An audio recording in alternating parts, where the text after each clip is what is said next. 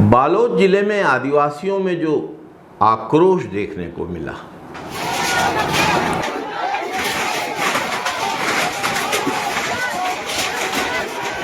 वह कोई सामान्य विरोध प्रदर्शन नहीं, उपेक्षित आदिवासी समाज के दर्द, गुस्से और संघर्ष की आवाज। अपने जल जंगल जमीन के अधिकारों की रक्षा के लिए, अपनी आस्था की रक्षा के लिए हजारों आदिवासी सड़कों पर उतर आए।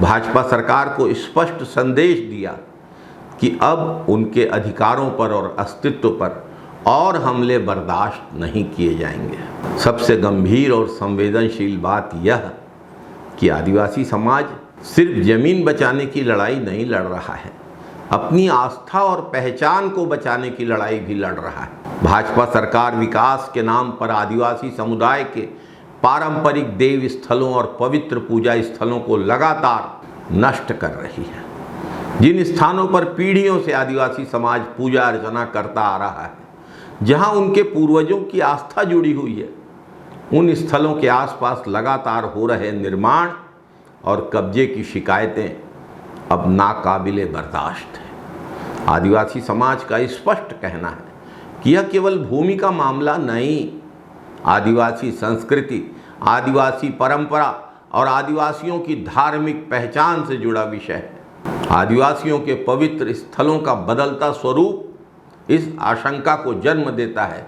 कि आदिवासी आस्था केंद्रों के मूल अस्तित्व को धीरे धीरे समाप्त करने की कोशिश की जा रही है। आदिवासी समाज की जमीन छीन लेना जितना बड़ा अन्याय है, उससे कहीं बड़ा अन्याय उनकी आस्था, आदिवासियों की सांस्कृतिक विरासत और आदिवासियों की पहचान को मिटाने का प्रयास है।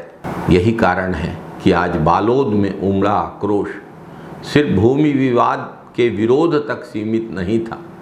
आदिवासी समाज का सीधा सवाल, आखिर उनकी आस्था के केंद्रों को क्यों प्रभावित किया जा रहा है? आदिवासियों के पवित्र स्थलों की सुरक्षा सुनिश्चित करने के बजाय भाजपा सरकार मौन क्यों है? पुलिस बल, बैरिकेड और पानी की बौछारों के बावजूद हजारों आदिवासियों का कलेक्ट्रेट पहुंच जाना इस बात का जीता जागता सबूत है कि आदिवासी समाज के भीतर असंतोष कितना गहरा हो चुका है। आदिवासियों का यह आंदोलन बता रहा है कि आदिवासी समाज अब केवल अपनी जमीन नहीं, अपनी आस्था, संस्कृति, परंपरा और आदिवासी पहचान की रक्षा के लिए निर्णायक संघर्ष के लिए अब तैयार है। भाजपा सरकार को यह समझ लेना चाहिए, आदिवासियों के लिए जल, जंगल और जमीन तो महत्वपूर्ण हैं ही, साथ ही उनके देव स्थल और आस्था केंद्र और ज़्यादा महत्वपूर्ण है। यदि आदिवासी समाज के पवित्र स्थलों के अस्तित्व को समाप्त करने और उनकी पहचान को कमज़ोर करने की कोशिश की जाएगी तो आदिवासियों में और व्यापक विरोध सामने आएगा। बालोद का यह आंदोलन एक स्पष्ट चेतावनी, आदिवासी समाज अब अपने अधिकारों के साथ साथ सांस्कृतिक और धार्मिक विरासत की रक्षा के लिए भी एकजुट होकर खड़ा हो गया।